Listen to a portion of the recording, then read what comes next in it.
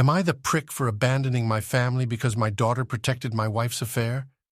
I will keep this as short as possible, but basically, I'm a 43-year-old male. I got my childhood sweetheart, 43-year-old female, and she got pregnant and had my daughter, who is now 25.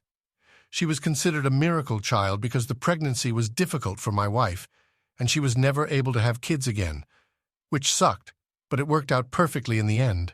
My daughter was incredible. Now, 2023, my wife cheated on me with a friend of hers, which I discovered by signing into her Facebook. Invasion of privacy, I know, but curiosity struck. And I'm saying this out of pure hatred, but he was an ugly bastard. But he had one thing: money. I immediately called my daughter and persuaded her to come to our house, as it was urgent and she was quite nervous, which was quite strange, but now looking back, I'm assuming my daughter knew about the affair. She arrived at our house and I confronted my wife, and she didn't deny anything, heartless in fact.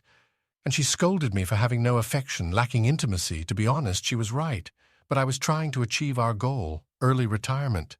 My daughter could have kept quiet, but she scolded my wife for cheating and called her a prostitute, not exactly that word, but guidelines.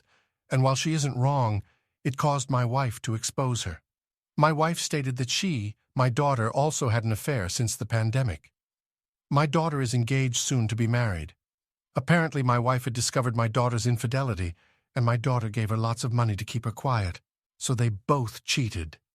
My wife tried apologizing, but it wasn't enough. I was heartbroken. They both meant everything to me. So I just left the house, waited for nightfall, and ignored every phone call from my daughter and wife. I later went back, packed up my clothes, and left. I expected my wife to be home, but she went out probably to be with the ugly bastard. So am I the prick for abandoning them? Should I tell her fiancé? I also blocked my daughter and my wife as soon as I entered my motel. I don't want any association with them. What should I do? Am I the prick for refusing to pay for the whole bill? It has been a very dramatic couple of weeks. I am currently on holiday in my country of birth. I suggested an old friend of mine join me to get dinner. He asked me whether he could bring 3 women and a man he's cool with, which I agreed to. I also suggested we go to the place I rented after dinner, as it was pretty nice. I suggested the restaurant and everyone was fine with the location. We got there and everyone started ordering cocktails, lobster, sushi. Everything was fine, we were having a laugh. The bill came, it was €770. I told my friend we should all split evenly, he was cool with it, and the other guy said he was kind of broke right now and could only spend €25 despite eating close to €100 worth of food or more.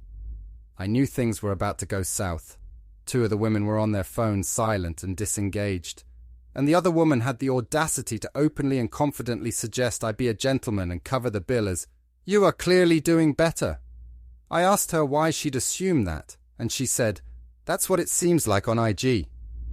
Mind you, all I have on my IG are pics of holidays and business-related stuff. No fast cars or any of that. I told them that I didn't know them and that this was not a date. She said that they didn't expect to have to pay. My friend said he isn't dating them either. He met them all at work. I was getting upset at the entitlement and asked my friend whether he told them anything pointing towards me paying. He said he didn't, and that each of them always pays for their own things. I suggested he deal with them as he invited them over. It became a back and forth with the 3 of them of too expensive and not fair. It was fair when they were ordering like they had a money fountain clearly, but not when it was time to pay. I got fed up and said that I was not even going to split it evenly anymore and just cover my spend €52, and that I was going home on my own, which seemed to offend them even more than splitting the bill. I stood up, went to the counter, told the waiter what I consumed and that each would pay for their own stuff, paid, and went back to the table. Apparently, aside from my friend, none of them had enough for the bill, or so they said. I felt a little bad as they were trying to figure out how to pay, but I ultimately didn't, and instead, I ended up being petty and giving a big tip to the waiter in front of them. Had they not been entitled and said it before agreeing to come, I would have at least considered it. Am I the prick for refusing to pay for the whole bill? Am I the prick for calling my friend an idiot for wanting a maternity test? My friend Dan recently found out he might be a father. I say might because the girl he's been having an off-on relationship with, Kara, is pregnant, and he's not sure if he's the dad.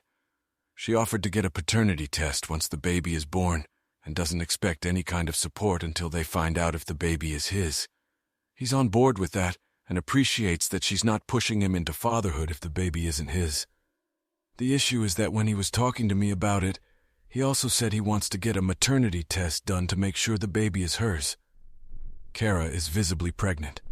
We know she's pregnant because she did a maternity photo shoot and posted it on social media, so it's obvious she's not faking being pregnant.